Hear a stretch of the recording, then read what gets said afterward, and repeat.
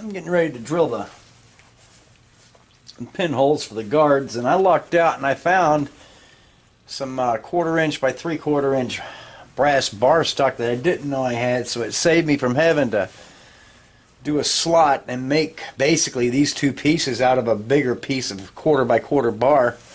I like to save that for other guards where the bridging piece is going to remain intact to form a finger guard, but these will finish to the actual edges of the blade, so we lucked out on that. So my 1/8 inch pins will go through here, and this is probably the only place on the knife where I get even halfway exact about holes, and not so much the placement. I just want them well spaced on the knife, but the size of the hole.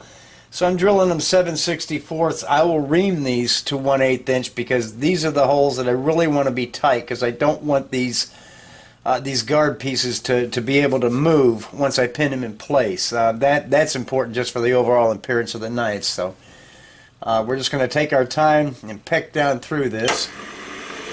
I've got the DR over there set at 0 in both axes.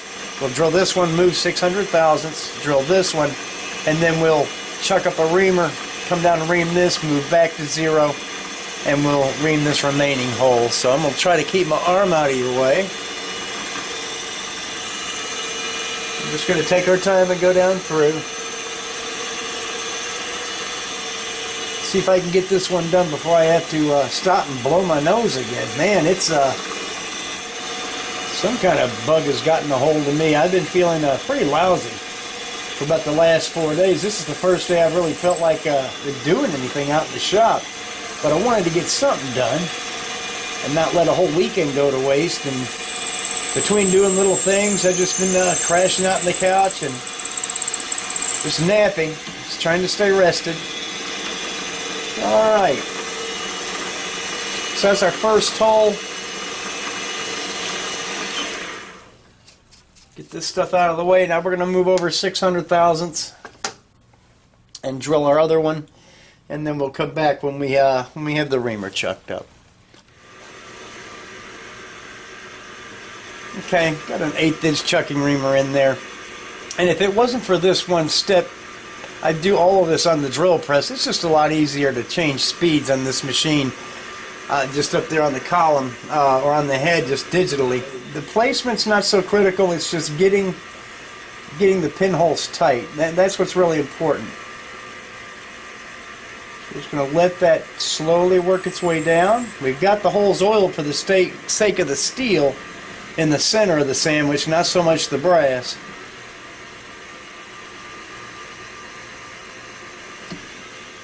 There we go.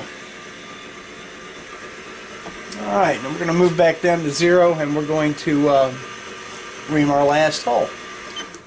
And we'll be back at the bench after that. Okay, we got our pins in there now, so we can go ahead and remove these little clamps. These little vice grips are real handy when it comes to getting things chucked up in the vise and not letting anything move. So, alright, this guard is mated to this handle, or to this blade rather, and this is what I was talking about.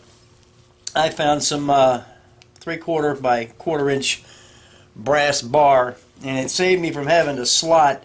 Now this is a guard that I'm making for another knife over there, but I usually reserve this thicker stock to mill these out of. And as you see, there's a bridging piece in there, but that's also going to form part of the finger guard, and the pattern for that, the blade blank, is more straight in through here, but there's just a little bit of a radius to receive this. But that's kind of what I reserved this bigger brass stock for. So just wanted to show you that.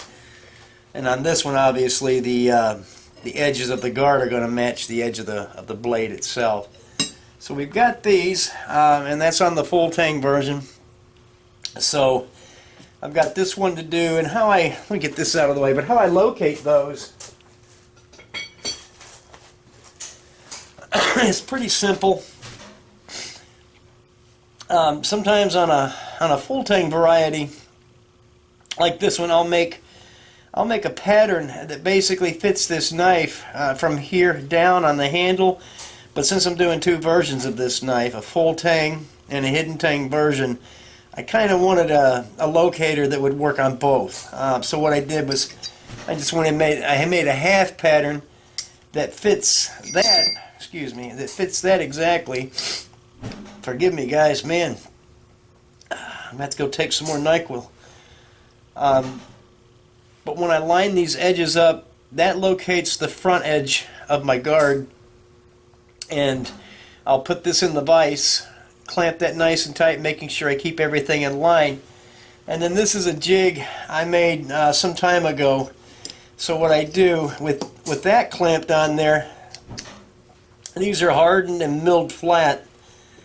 This will slip down over the knife, and then I'll clamp that really tightly on that. That lets me get rid of this thing now, since this is located, and that lets me locate both pieces. Then I clamp them, pop this thing off, and it's over to the drill to get these things located. But now these pins fit really nice and tight. There's no wiggle room. So when I go to solder these on, they're going to be in line this way, and that's real important. That's just one of those things you want to strive for when you're making these things. But now I can pop these off individually. I can scribe it. I can do a lot of rough shaping on these and get most of this excess removed before I actually do go to solder, even to the point of dressing this thickness. I want these to kind of bevel in from this widest point. I want it wide back here to match my my handle scale when it comes up.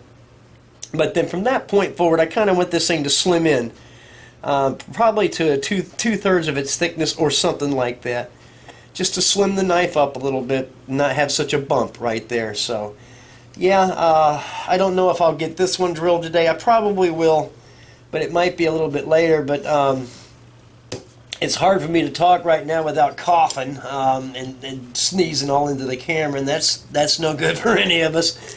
So I just wanted to kind of catch up with a short little video about what I'm doing, and we will come back hopefully when I'm feeling just a little bit better. Thanks, guys.